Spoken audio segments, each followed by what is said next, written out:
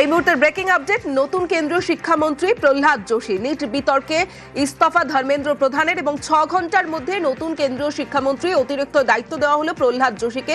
মৈত্রী রয়েছে আমার সঙ্গে। মৈত্রী, কেন্দ্রীয় খাদ্যমন্ত্রীর পাশাপাশি এবার তাহলে শিক্ষা সামলাবেন প্রহ্লাদ যোশী? একেবারে দেখো, তাকে অতিরিক্ত দায়িত্ব হয়েছে এবং যে অবস্থায় প্রহ্লাদ যোশীকে দায়িত্ব দেওয়া হচ্ছে সেখানে একজন কোনো সিনিয়র ক্যাবিনেট মিনিস্টারেরই খোঁজ চলছিল যিনি এই পরিস্থিতিকে সামলাতে পারবেন।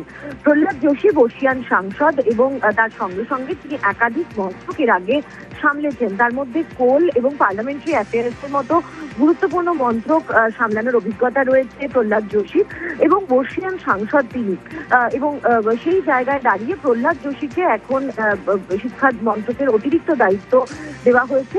রাষ্ট্রপতি ভবন থেকে একটি বিবৃতি দিয়ে জানানো হয়েছে যে ধর্মেন্দ্র প্রধানের যে পদত্যাগপত্র সেটা গ্রহণ করেছেন রাষ্ট্রপতি এবং প্রধানমন্ত্রীর পরামর্শই প্রহ্লাদ যোশীকে অতিরিক্ত দায়িত্ব দেওয়া হচ্ছে।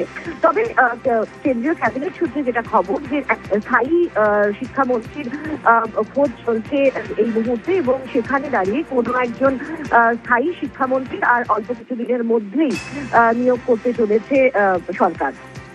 বেশ মৈত্রী।